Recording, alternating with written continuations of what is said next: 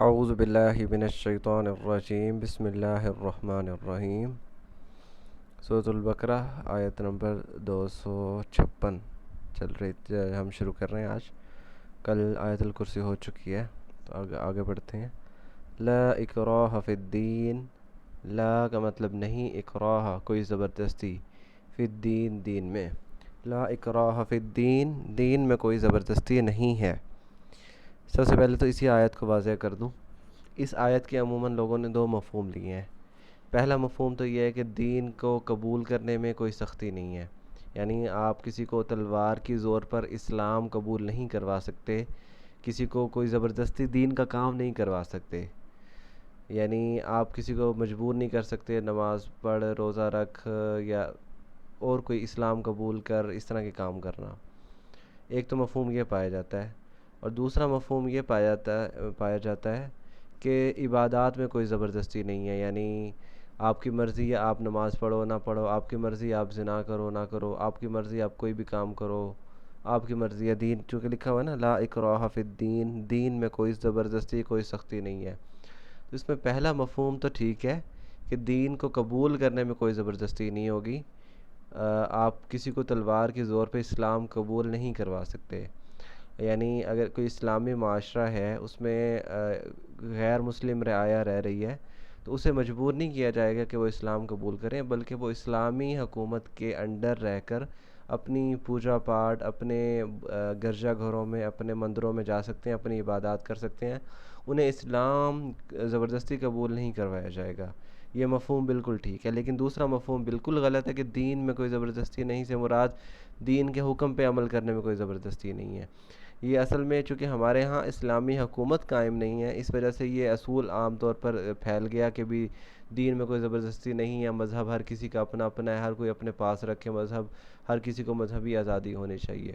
یہ بہت غلط اصول ہے۔ اس کو ایسے سمجھ لیں کہ اگر اسلامی حکومت پاکستان میں قائم ہوتی تو برقع، پردہ، اس چیز پر کوئی یوں نہ کہتا کہ برقع ہر کسی کی اپنی اپنی مرضی ہے، ہر کسی کی ذاتی مرضی ہے۔ کیوں؟ کیونکہ سختی ہوتی اسلامی قانون کے تحت، اور جو نہ کر رہا ہوتا اسے سزا ملتی اس کی،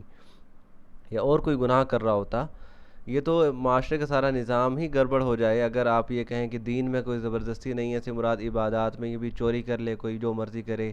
اسلامی حکومت جو ہے نا، وہ اس بات پہ بھی کسی کو سزا، کوئی نماز نہ پڑھ رہا ہو تو اسے بھی سزا دے سکتی ہے، کیونکہ وہ اسلامی حکومت ہے۔ اسلامی حکومت حقیقت میں ایک خلافت کا نظام ہے نا، اللہ کا خلیفہ، یعنی اللہ کے قائم مقام، تو وہ یہی ہے نا کہ بھی جو اللہ نے حکم دیا اس اللہ کے حکم کو نافذ کرنے والا، تو وہ سزا بھی دے سکتا ہے، وہ کچھ بھی کر سکتا ہے۔ لیکن چونکہ یہ ہمارے ہاں ایک یہ کیا کہتے ہو سیکولرزم اور ماڈرنزم اس طرح کا جو ہے، یہ ہمارے معاشرے میں نظام قائم ہو گیا، تو اس وجہ سے لوگ معاشرے میں اس مذہبیت کی تو چلے گئے، دینیت کے خلاف ہو گئے کہ جناب اپنا اپنا دین، اپنی اپنی عبادات، جو جس نے جو کرنا ہے جو کرتا ہے کرے، جو نہیں کرتا کرے۔ جس نے اسلام کی دھجیاں اڑانی ہیں جناب، کھلا کسی حکم کا مذاق اڑانا ہے، وہ کوئی پردے کا مذاق اڑا دیتا ہے، کوئی کسی حکم کا مذاق اڑا دیتا ہے، کوئی مرد اور عورت کے مساوات، حقوق کو مطلب برابر کرتا ہے کہ بھی نہیں جی اسلام نے مرد کا جو ایک درجہ زیادہ رکھا ہے وہ کیوں رکھا ہے، یعنی کوئی بھی آ کے اسلام کے کسی بھی حکم کے بارے میں کوئی بھی بکواس کر دیتا ہے، اس کی وجہ یہی ہے کہ اسلامی حکومت کا قائم نہ ہونا۔